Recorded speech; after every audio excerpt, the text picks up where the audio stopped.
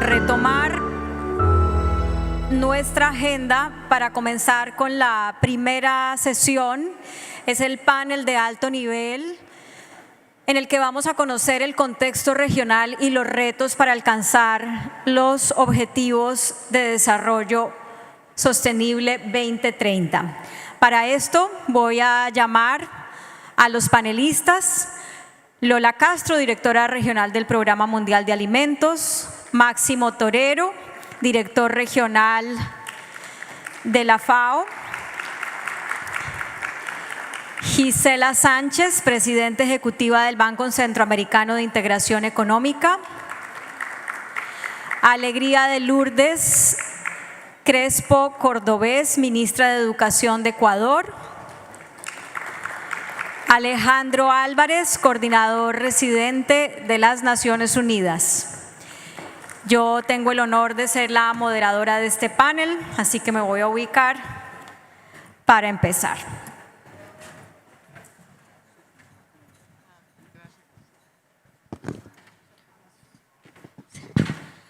Bueno, muchísimas gracias. Como saben, estamos un poco desfasados con la agenda, entonces les voy a proponer que hagamos 2 rondas lo más concretas posibles para ir ajustando los tiempos. Voy a empezar entonces con Lola Castro y con Máximo Torero para pedirles que cada uno desde sus experiencias y desde sus cargos nos digan cuáles son los principales desafíos que tenemos en los programas de alimentación escolar en América Latina y el Caribe y cómo estos programas pueden ser una herramienta eficaz para avanzar en el cumplimiento de los objetivos de desarrollo sostenible. Lola. Bien, muchas gracias. Voy a intentar ser breve porque ya me han oído mucho. Entonces, bueno, realmente los programas de alimentación escolar en nuestra región tienen desafíos sobre todo en las zonas donde tenemos conflictos abiertos, que hay algunos países donde aún tenemos conflicto, donde hay desplazamiento de personas, en las zonas rurales también que están sometidas a estrés climático, que tienen choques climáticos recurrentes, los barrios urbanos empobrecidos y también las zonas más alejadas, como dijimos antes, donde tenemos poblaciones indígenas, originarias y afrodescendientes. Entonces, en estas zonas tenemos la dificultad de conseguir llegar a todos los niños y niñas y también que vengan a la escuela los niños y niñas, ¿no? Y ¿qué podemos hacer? Realmente los gobiernos de la región y todos nosotros estamos haciendo muchísimo trabajo para ambos, para que los niños y niñas lleguen a las escuelas, tengan una alimentación adecuada y para que se reduzca la desigualdad y la pobreza. Y en ese sentido también hay muchas soluciones que tienen los gobiernos de la región que ya implementan, que no solamente son alimentación escolar. También son programas de protección social. Unos son la alimentación escolar, pero otros pueden ser transferencias monetarias para las familias más pobres, para que puedan enviar a sus niños y niñas a la escuela. Transferencias monetarias para que las personas consigan acceder a una dieta saludable y diversa, que es extremadamente importante, porque no solo es en la escuela, también es en la casa. También es muy importante que los gobiernos se están enfocando en la primera línea de la inseguridad alimentaria, en estos lugares que son los más alejados, los más problemáticos y donde hay más desigualdad, y tenemos que fomentar eso como solución. Y también debemos, y se ve que los gobiernos están en este momento diseñando más de una manera proactiva, más que reactiva, es decir, no solo reaccionamos ante un problema de desnutrición o inseguridad alimentaria, sino que intentamos poner las soluciones a través de compras locales, compras frescas, productos diversificados, productos ancestrales, para encontrar una solución. Es decir, necesitamos unos buenos diseños de los proyectos de alimentación escolar que ya se están haciendo, pero utilizando la localización y la diversificación como soluciones y además, como vimos esta mañana, son proyectos que deben ser universales, porque si son parciales atraen los niños o las niñas de una escuela a otra y la gente abandona sus zonas de origen por ir a otras escuelas. Entonces tenemos que asegurarnos que sea nacional, universal. Lo dejo ahí porque sé que vamos con poco tiempo. Gracias. Gracias, Lola. Máximo, de los Objetivos de Desarrollo Sostenible, ustedes en la FAO, ¿cómo ven que los programas de alimentación escolar puedan ayudar a agilizar el cumplimiento de esos objetivos. No, muchísimas gracias y un placer estar con ustedes. La meta de los ODS eran metas bastante ambiciosas, ¿no? Y la meta fundamentalmente para nosotros como la FAO, para PMA, es el ODS 2, es lograr cero hambre. Y cuando tratamos de hablar de lograr cero hambre, tenemos que pensar en el hoy y en el mañana, en el futuro también. Y creo que ahí no es solo producir hoy y mañana, también tener a nuestro capital humano, a nuestros niños, que son tan importantes en el mañana. Entonces, en el momento que estamos viviendo hoy en día, que es un momento donde tenemos un driver de clima que se va a acelerar, van a haber más frecuencia e intensidad de problemas climáticos, tenemos problemas macroeconómicos y problemas políticos y mucha incertidumbre, es donde tenemos que aumentar nuestra resiliencia. Y cuando hablamos de resiliencia, hablamos de dos componentes fundamentalmente. El primero es prepararnos, información anticipada, ayudar con sistemas de alerta temprana, con seguros, el One Health Approach. Pero el segundo componente que creo donde viene y es crucial la experiencia de la merienda escolar y los desayunos escolares es la capacidad de absorción. Y en la capacidad de absorción de ese choque que sabemos que va a pasar, o sea, la sequía se va a dar, nos pueden avisar con anticipación, podemos prepararnos algo, pero se va a dar. La inundación se va a dar, el ciclón se va a dar. Entonces, ¿cómo podemos prepararnos? Primero están las poblaciones más vulnerables. Y ahí están los programas de protección social, están los programas de alimentación escolar. ¿Por qué? Porque estamos focalizando a los niños, estamos focalizando a los más vulnerables que hoy día no tienen capacidad para hacerlo. Y mientras mejor alimentados estén nuestros niños, mayor capacidad de resiliencia van a tener. Mientras mejor preparados estén los hogares pobres, mejor capacidad van a tener. Y ahí es donde la Alianza Global contra el Hambre y la Pobreza del G20 Brasil juega un rol central, porque nos está tratando de ayudar y traer mejores prácticas en esos temas que nos van a ayudar a salir de estos problemas aprendiendo sur-sur de lo que sabemos que ha funcionado. La alimentación escolar, nosotros trabajamos con Brasil también en la red de alimentación escolar sostenible, trabajamos con 18 estados y tenemos resultados bastante importantes, ¿no? 23.000 escuelas que ya estamos tocando, 1.6 millones de personas, 15.000 padres y ciudadanos, porque el approach es mucho más integrado, es no solo asegurarnos de una dieta de buena nutrición para los niños con diversidad, pero también la producción local, huertos pedagógicos, e incluir todo el sistema holístico que es relevante para dar esta alimentación a los niños. Entonces es central tener esa segunda parte de resiliencia para los más vulnerables. Y luego viene la parte de la producción, que va a ser central. Los huertos, en el caso de los desayunos escolares, pero también la producción resiliente, usar la tecnología y la innovación. Y ahí es donde trabajamos con un aspecto territorial, donde focalizamos áreas donde podemos traer la innovación y la ciencia, porque sabemos que la agricultura nos va a sacar de la pobreza y del hambre.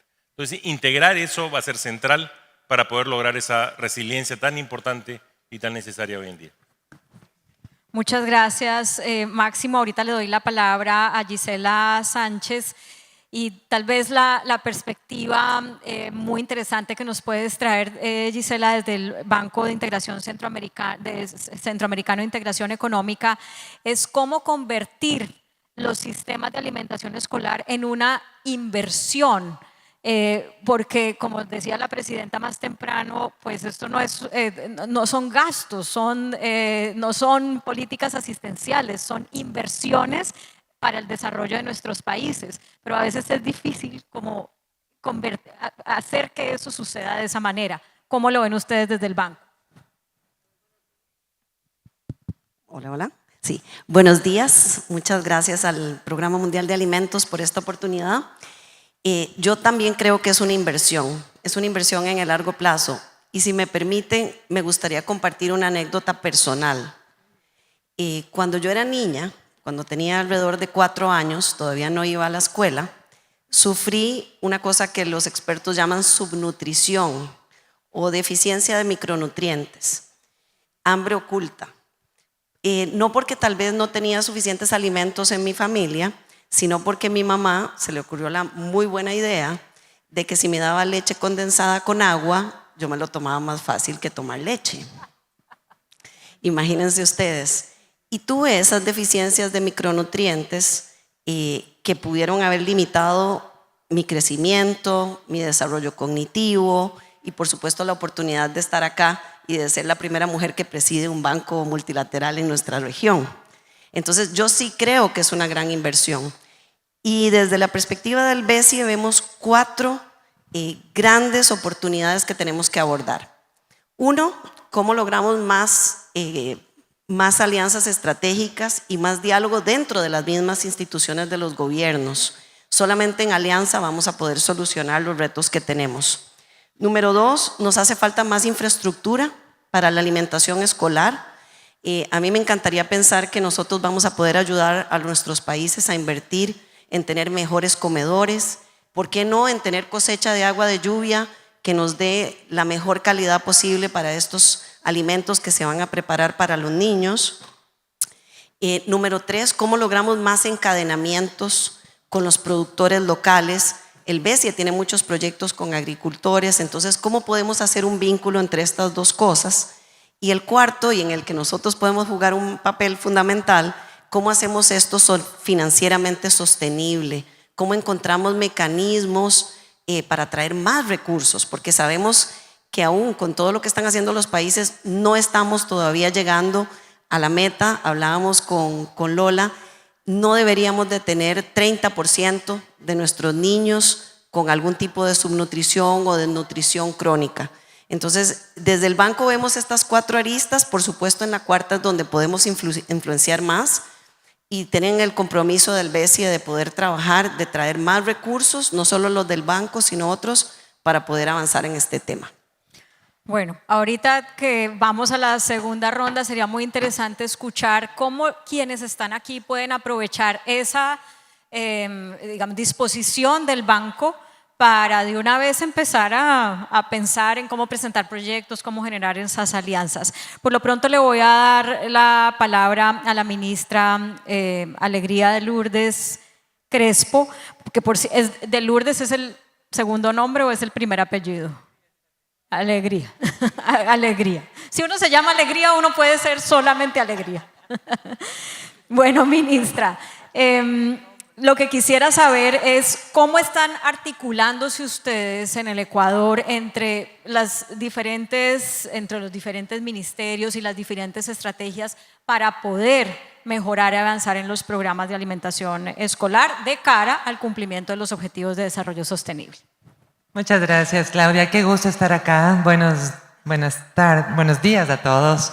Y también todos los saludos por parte del presidente Daniel Noboa Sin, que sin duda apuesta por la alimentación escolar de calidad. Estas 2 últimas palabras no son cliché, son lo que realmente se pretende para nuestros estudiantes. El Ecuador tiene una población de 4.7 millones de estudiantes, de los cuales 2.8 pertenecen al sostenimiento fiscal, y pues los hemos venido alimentando con raciones alimenticias dependiendo del modelo tradicional, que sin duda incluye lo que conocemos, digamos así, la leche, el néctar, puré, galletas, barritas de granola. Sin embargo, yo como madre también pienso, si quisiera que todos los días mis hijos coman lo mismo, o se podría cambiar, perdona. Gracias. Por tanto, cuando hicimos la alianza con el Programa Mundial de Alimentos, sin duda, y debo decirlo, no solo hubo esta esperanza y esta visión encantadora, porque podemos hablar y todos dar nuestro testimonio, pero otra cosa es estar ahí y sentir lo que se siente viendo a esos padres y madres involucrados en la cocina, que cumple los más altos estándares y alimentan no solamente a sus hijos, sino a sus compañeros. Se vuelve a creer en la familia, va más allá de alimentar, va a creer nuevamente en la familia como eje nuclear, que considero que es tan necesario a la actualidad, y que normalizar los antivalores nos lleva a realmente dar mucha fuerza al poder de la familia en unión a la escuela. Y pues es muy emocionante. A mí me he derramado varias veces, no un par de lágrimas, sino algunas de la emoción. Y eso es del Programa Mundial de Alimentos. Estamos ya con 20,000 estudiantes, vamos a los 40,000 y pretendemos que para el 2028 alcancemos los 320,000, por supuesto considerando la inversión que se debe realizar con un rédito muy significativo a largo plazo, que es que nuestros niños, niñas y adolescentes estén bien nutridos, pero además fortalecer la agricultura local, la agricultura familiar. Ecuador se caracteriza por ser un país sumamente fértil, la verdad que muy invitado, es un país precioso y de acuerdo a cada región, pues nuestros cultivos difieren y hacemos provecho de lo que produce la costa ecuatoriana, la sierra ecuatoriana, la Amazonía, que tendríamos que ya entrar allá para proveer justamente a este gran modelo de los productos tan surtidos, ¿no? Y la nutrición es decir, carbohidrato, proteína, comida variada, calientita. ¿Qué chico no va a estar feliz así? Es increíble lo que hace y además en el desarrollo del cerebro. Eso porque en realidad soy una fiel creyente del Programa Mundial de Alimentos, lo he vivido en carne propia y quiero hacerlo poquito a poco a nivel nacional. Si por mí fuese, ya estaría hecho, pero saben que los procesos en el sector público más del presupuesto hay que ser muy responsable al respecto. Y pues rápidamente, para no extenderme, porque podría quedarme hablando aquí un buen rato más, en cuanto al desarrollo sostenible, ¿qué es el desarrollo sostenible? ¿Nos hemos preguntado eso? Porque hablamos mucho, pero ¿qué es? Y es dejar el mundo mejor de lo que está para las generaciones venideras. Más allá de 17 objetivos para el desarrollo sostenible, es tener una mirada de cómo quiero dejar el mundo a mis hijos, a mis nietos. Y tal vez a nosotros, bueno, yo soy generación X, aquí debe haber muchos millennials. Y pues el cuidado del agua y todo esto nos fueron enseñando poco a poco, pero ya cuando éramos más grandecitos, no en la primera infancia. Hoy los menores nos enseñan a nosotros. Nosotros hacemos grandes campañas frente a la desnutrición crónica infantil, frente al uso responsable del agua en Ecuador. Ahora me tocó a mí.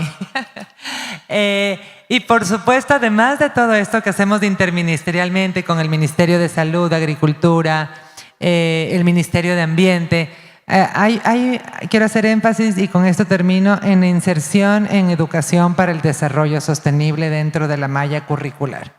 Esto se va aprendiendo en teoría, pero se lo aplica en la práctica con programas de participación estudiantil en segundo de bachillerato o quinto curso, que hagan reforestación. Vivimos hace poco un estiaje muy profundo que afectó a toda la región y pues se dieron incendios significativos y nuestros chicos estuvieron también reforestando lo que puedan. Eso va con una mirada es una integralidad. No podemos hablar de educación para el desarrollo sostenible si no hablamos de valores, si no hablamos de equidad, si no hablamos de ética. Hoy con la inteligencia artificial también es preocupante trabajarlo con ética. Así que dentro de la malla curricular, en colaboración interministerial, sin duda, con programas concretos para que no sea algo efímero, y pues dejando el mundo mejor de lo que está, y sin duda el Programa Mundial de Alimentos nos lleva a esa mirada de dar a nuestros estudiantes lo mejor para que en su bachillerato, cuando egresen, hayamos conseguido el mejor desarrollo y que también la alimentación sea parte fundamental de eso. Muchísimas gracias. Muchísimas gracias, ministra Alegría, por lo que nos comparte de su país. Y ahorita le voy a dar la palabra al coordinador residente de Naciones Unidas en Honduras, Alejandro Álvarez, pues en el mismo sentido, las estrategias con las que puede acompañar la organización para el cumplimiento de desarrollo sostenible, usando los programas de alimentación escolar como ese catalizador, como esa herramienta. Bueno, muchas gracias. Bueno, muy contento de estar aquí también y muy contento de que Honduras esté organizando este evento regional, porque realmente Honduras tiene mucho para mostrar, tanto en materia de comedores escolares como en general, de inserción escolar a partir de la alimentación. Me gustaría mencionar que los esfuerzos en materia de alimentación escolar, por ejemplo, en el país, que hoy por hoy cubren todo el país, ha sido particularmente importante para que los chicos vuelvan a la escuela. Luego de la pandemia, más o menos unos 800.000 niños quedaron fuera del sistema escolar. La alimentación escolar ha sido un incentivo particularmente importante para que los chicos vuelvan a la escuela. Y este programa que ha puesto en marcha el gobierno ha sido fundamental y poco a poco los niños están volviendo a la escuela en el país. Nosotros tenemos el gran placer de acompañar al gobierno a través de un programa con UNICEF, el PNUD, pero claro también el PMA, para que esos niños vuelvan a la escuela. Ahora, lo que sí también me gustaría mencionar aquí, colegas, es que hay también otra conversación que me parece que nosotros en América Latina y en particular en Centroamérica tenemos un poquito retrasada, que es el dinero, hablar del dinero. Porque esto, como ustedes bien saben, y aquí estoy hablando a los que conocen y todos apoyamos la alimentación escolar, pero esto cuesta dinero, ¿verdad? Y para mucha gente todavía esto sigue siendo un gasto, algo que no vale la pena, en realidad es una gran inversión. Entonces la conversación sobre financiamiento para el desarrollo es una conversación fundamental en nuestros países. ¿Por qué digo eso? Porque, por ejemplo, en Centroamérica todavía la presión fiscal o el espacio fiscal para la inversión pública está muy por debajo de la media de América Latina. Y todo esto cuesta dinero. Es una conversación que necesitamos dar. Es una conversación que necesitamos dar porque tenemos que conversar sobre nuestros regímenes fiscales, tenemos que conversar sobre cómo, cuándo y quiénes pagan por el presupuesto. Entonces, simplemente quiero decir que todos los que trabajamos en desarrollo a veces tenemos esta frustración de no poder avanzar en la conversación sobre financiamiento para el desarrollo porque pues, se trata de conversar de dinero y aquí necesitamos al sector privado, necesitamos al sector público, necesitamos a las actividades públicas y privadas para que nos permitan avanzar. Es una conversación seria y más que necesaria que necesitamos tener en nuestra región. El financiamiento para el desarrollo. Gracias. Muchas gracias. Bueno, ahora una segunda y última ronda para que cada uno de ustedes dé como un paso a paso, pensando en quiénes son estas personas que tenemos aquí, en cuáles son sus roles. 3 tareas que ustedes recomendarían hacer a quienes nos ven para poder avanzar en fortalecer los programas de alimentación escolar de cara al cumplimiento de los objetivos de desarrollo sostenible. Lola, Uno cada uno. Bueno, si quieres decir uno así contundente, yo los invito a que cada uno diga 3 muy concretamente, pero si quieren decir uno muy contundente también. Bueno, yo voy a tomar lo de Alejandro y pienso que es súper importante el financiamiento innovador, porque cuando nos sentamos con los gobiernos y estamos hablando tanto de la FAO, UNICEF, WFP, de programas de alimentación escolar, el mayor problema que nos dicen es ¿dónde está el presupuesto? ¿Dónde voy a encontrar el presupuesto para hacer esto? Y sobre todo cuando proponemos que sea una alimentación escolar comprada localmente, que tiene que tener un presupuesto cada mes, cada momento para comprar a las cooperativas de campesinos. Tenemos modelos excelentes en nuestra región de esto. Y ellos nos dicen, ellas y ellos nos dicen, ¿dónde encuentro el presupuesto? Entonces, pensemos, venimos de Sevilla, de la Conferencia para Financiamiento para el Desarrollo y se habló de muchas maneras innovadoras. Entonces, una propuesta es, bueno, pensemos en los canjes de deuda. Los canjes de deuda, muchos países tienen deuda y los países deudores están listos a canjearlo por programas sociales, por ejemplo. Una gran ventaja que podría ser una manera de financiar programas sociales en los países de nuestra región. Podemos hablar también de bonos, podemos hablar de todo tipo de innovación que existe ya. Bueno, la experta Gisela seguro que nos va a contar más, pero yo pienso que una de las soluciones para tener programas de alimentación escolar sostenibles, podemos utilizar estos financiamientos innovadores y estamos todos listos a trabajar con ustedes para conseguirlo. Financiamiento innovador, máximo.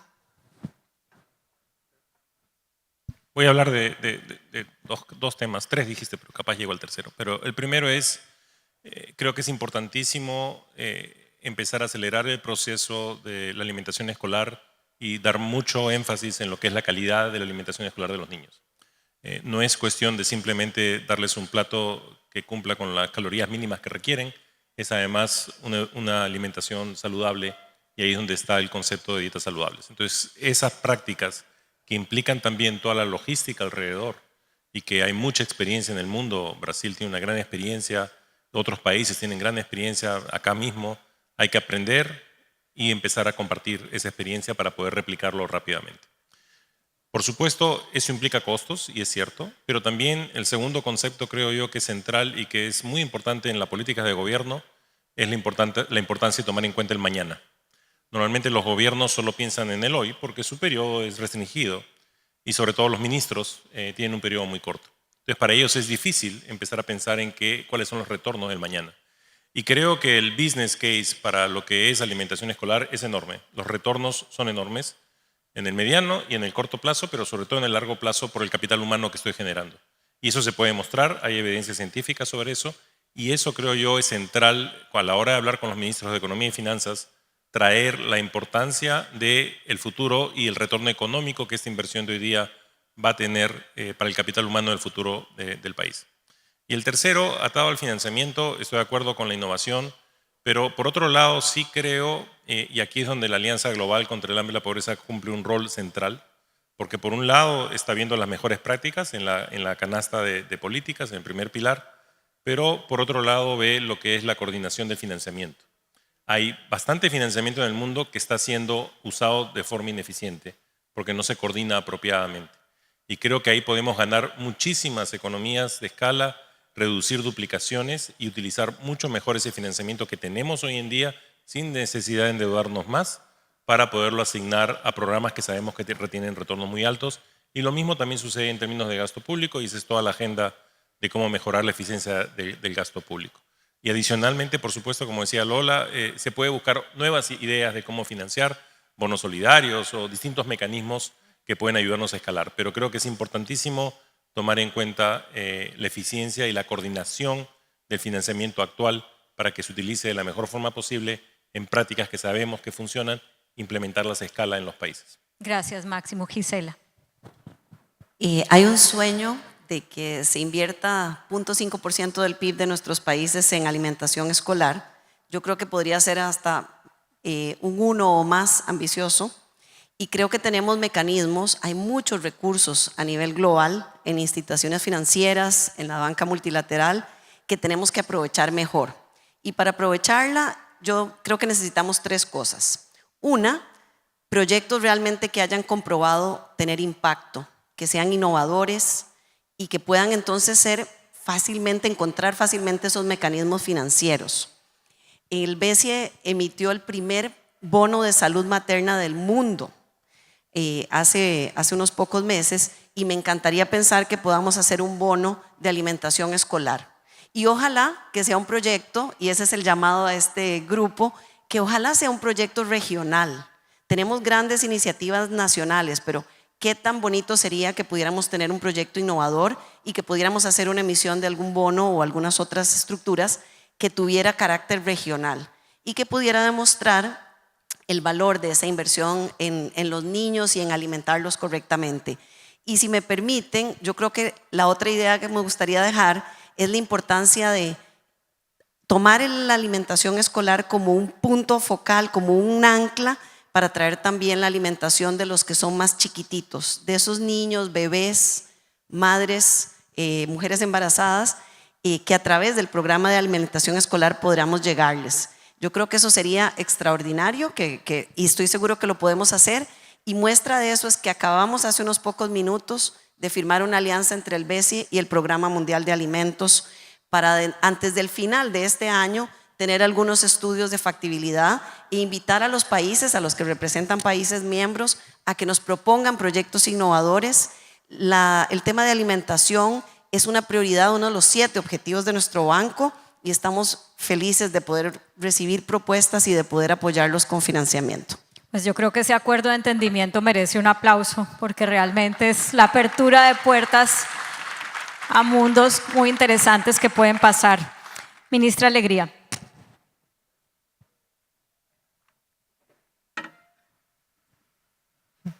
Bueno, sin duda, por un lado, en primer lugar, creo que para que tenga la fuerza que merece la alimentación escolar, pues se debe institucionalizar los programas de alimentación escolar con un respaldo jurídico, técnico y financiero para que sea viable. Nosotros tenemos en Ecuador la Ley Orgánica de Alimentación Escolar que reconoce pues esta política como prioridad nacional. Esta ley impulsa su financiamiento progresivo y además promueve la escalabilidad del modelo territorial de alimentación escolar. Es muy importante para que sea posible esta progresividad de un gran modelo territorial.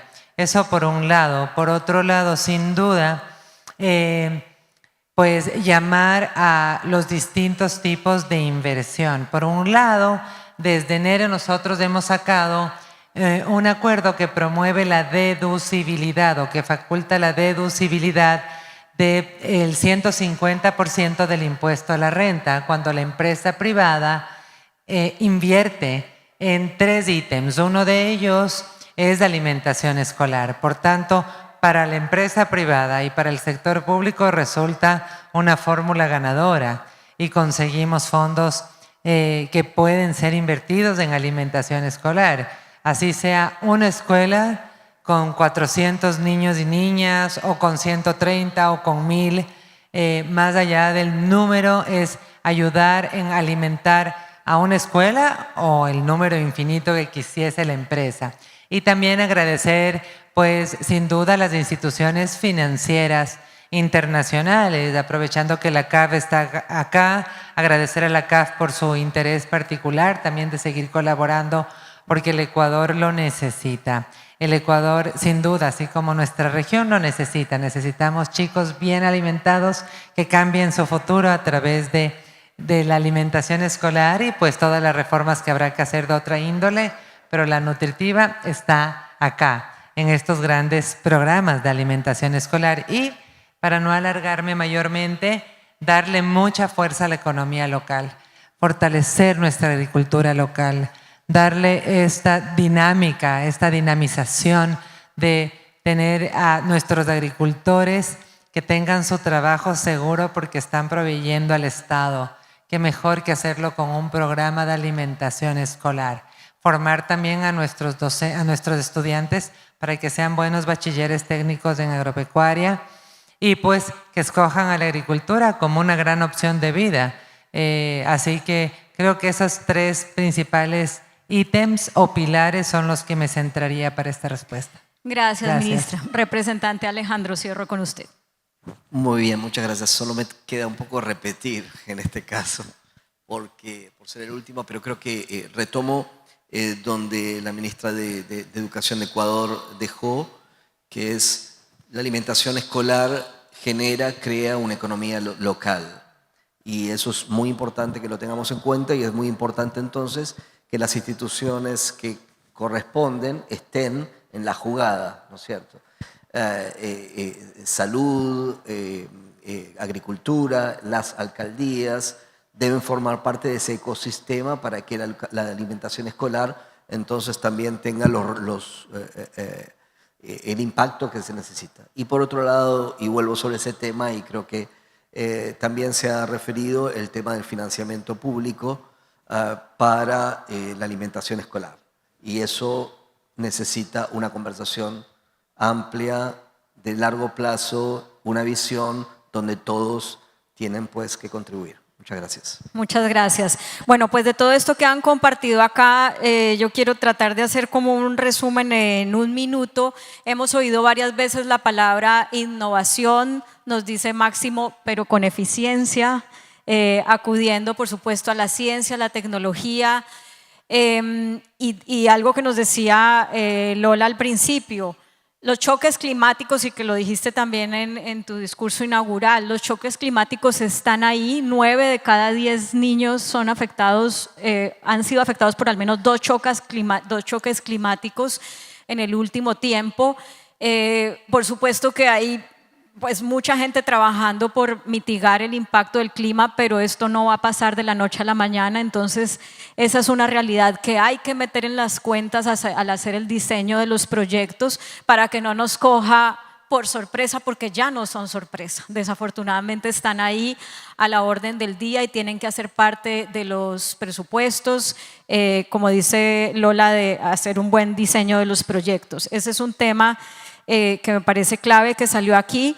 Y lo otro es pues entender el valor de esta inversión a la hora de tener las conversaciones para que definitivamente dejemos de hablar de presupuesto en términos de gasto y hablemos de presupuesto en términos de inversión, con el orgullo que nos contaba Gisela su experiencia personal. ¿Qué sería de cada uno de nosotros aquí si no hubiéramos tenido la oportunidad de tener una buena alimentación? A lo mejor no estaríamos aquí y a lo mejor seríamos parte del problema y no parte de la solución, que es lo que todos aquí tenemos oportunidad de ser. Así que muchísimas gracias, Alejandro, ministra Alegría, Gisela, Máximo, Lola, por lo que nos han dejado. El panel estaba preparado para un poco más de tiempo, pero yo creo que aquí están los mensajes claves y continuemos entonces con la segunda sesión. Vamos a tomarnos la foto antes de anunciar la siguiente sesión.